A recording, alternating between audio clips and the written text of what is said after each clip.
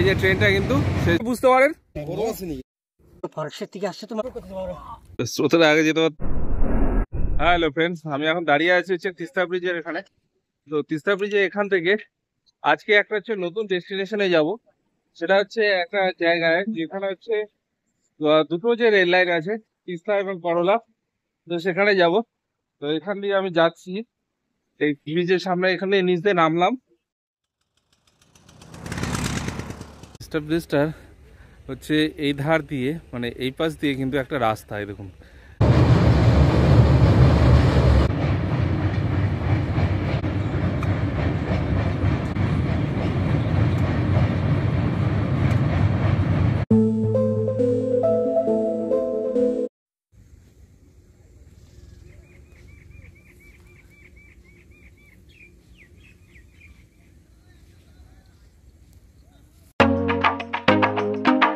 Rail লাইনে সোজাসুজি দাঁড়িয়ে আছি, এই পাশে রেল লাইনটা, আর ওই পাশেও একটা রেল লাইন আছে। ট্রেনটা একদম ব্রিজে ঢোকার মুখে আছে। তো এখান থেকে আমি দেখাচ্ছি এদিক দিয়ে, এই দেখুন। ট্রেনটা যখন রেসাতে ঢোকে, ব্রিজে ঢোকে, তখন কিন্তু স্পিড কিন্তু পয়সা থাকে না, স্পিড কিন্তু কমিয়ে দেয়। তো এই দেখুন ট্রেনটা আসছে, আর ব্রিজে ঢোকার আগে হচ্ছে হর্ন দেবে। চলে গেল ট্রেনটা, আর শুনিয়ে যাচ্ছে। আর ঠিক এই সময় আবার এই পাশ দিয়ে দেখুন আর একটা ট্রেন চলে আসছে, দুটো ট্রেন যাচ্ছে। এই ট্রেনটা যেহেতু প্যাসেঞ্জার ট্রেন, খুব ছোট, এটা কিন্তু মাল ট্রেন। এই ট্রেনটা কিন্তু অনেক বড়, এই দেখুন কত বড়।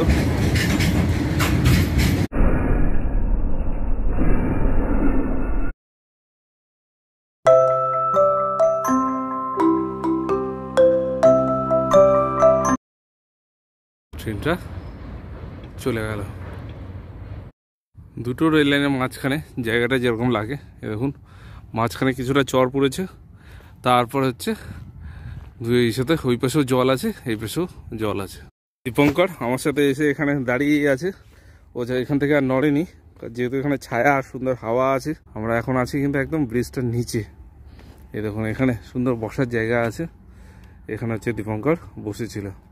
এই জায়গাটা এসে কেমন লাগলো বল? আমার তো খুবই ভালো লাগলো, আপনাদেরও আশা করি এসে ভালোই লাগবে। জায়গাটা খুব সুন্দর, দুদিকে রেল ব্রিজ আছে।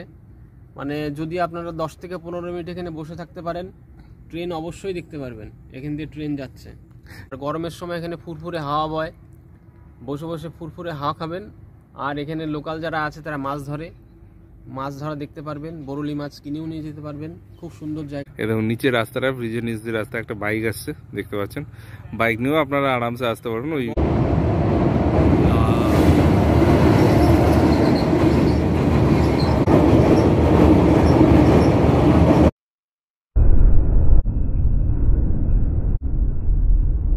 তো বসে থাকলে বোঝা যায় না যে কোন লাইন দিয়ে ট্রেন আসছে। তো ট্রেন আসার আগে ব্রিজটা কি হয় সেটা আপনাদেরকে দেখাচ্ছি। দেখুন একটা শব্দ হয়, মানে ট্রেনের শব্দ ব্রিজে উঠেছে, এই দেখুন।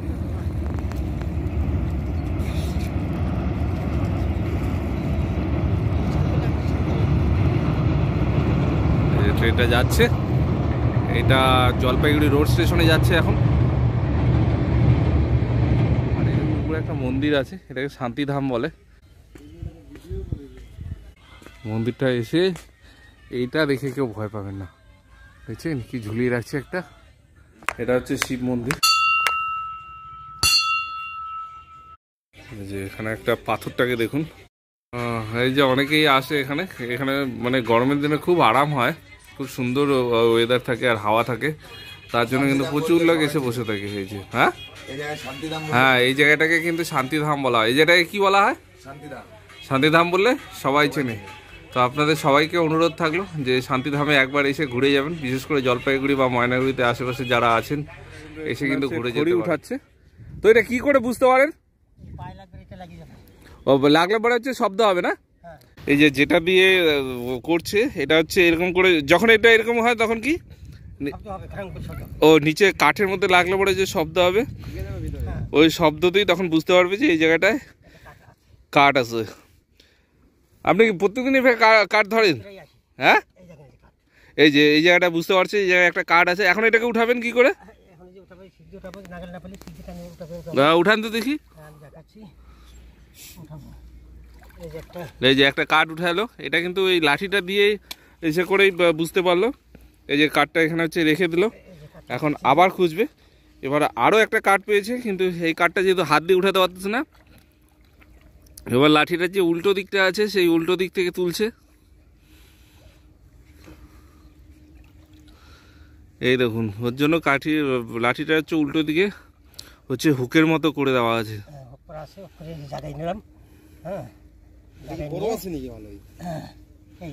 এই দেখেন এবার কত বড় একটা কাঠ তুললো এই হুকটার মাধ্যমে। এই দেখুন কাকা, এটা তো 1 কেজি হয়ে যাবে, 1 কেজি খড়ি তো হয়ে যাবে। ও 10 কেজির হয়ে যাবে। তো আপনি সারাদিনে কতগুলো কাঠ উঠান এইভাবে? 2-3 কুইন্টাল। তারপর এগুলা কি করেন, বিক্রি করেন? বাড়িতে নিয়ে গিয়ে রান্না করেন? ও, এক দিনে 1-2 কুইন্টাল হচ্ছে কাঠ উঠায় এরকম করে এই লাঠিটার সাহায্যে। কাকা আপনার নাম কি আর বাড়ি কোথায়? ও, আপনি মানে সারা বছর এই কাজই করেন? ও, আর বর্ষার সময় কাঠ ধরেন ওই ব্রিজে ঝুলে ঝুলে? ও, সাইড দিয়ে ধরেন। তো তিস্তা নদীর ধারে বাড়ি, সাঁতার শেখেন নাই? ও, হাঁপায় যান, মানে সাঁতার জানেন কিন্তু হাঁপায় যান, তাই তো? ওই যে আর একটা কাঠ উঠে এলো। এই কাকার বয়স হচ্ছে 61 বছর বয়স। উনি কিন্তু এখানে তাও কত ঘন্টা জলে থাকবেন? 2-3 ঘন্টা কিন্তু এই ঠান্ডা জলে থেকে কিন্তু কাঠ ধরবে। আর 2-3 ঘন্টার মধ্যে হচ্ছে 2.5-3 কুইন্টাল হচ্ছে কাঠ ধরে ফেলবে। এই দেখুন আরো কতগুলো কাঠ ধরলো, দেখছেন? এই দেখেন।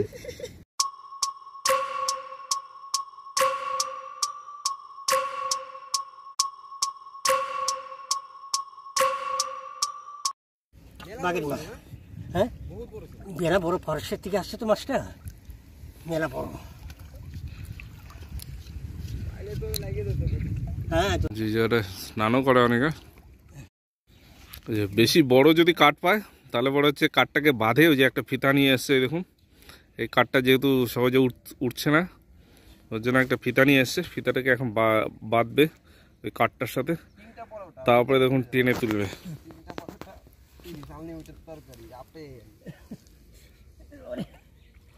এই যে বাঁধছে হচ্ছে কাঠটাকে, এবার হচ্ছে টেনে তুলবে। এই দেখুন দুজন মিলে টেনেও তুলতে পারছে না।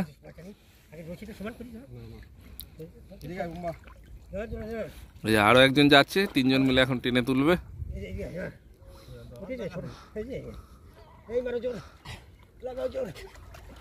এই মারো জোর।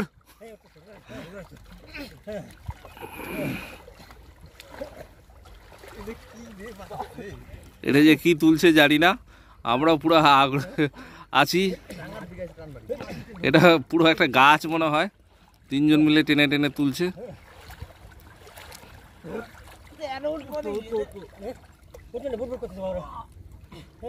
উঠবে, উঠে গেছে বলছে উঠে গেছে। দেখি কতক্ষণ সময় লাগে এটাকে তুলতে। ও তুলছে, উপরে তোলেন দেখি এটা কি।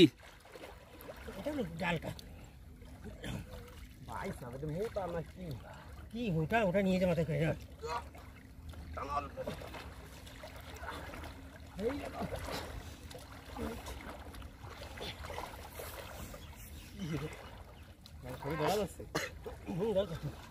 আর অল্প কি, এটা কি না মোটা নাকি?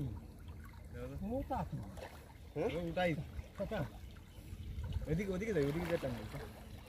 এই যে এত কষ্ট করে একটা পুরো চা গাছ তুলে নিল, চা গাছ তুলে নিয়ে আসছে।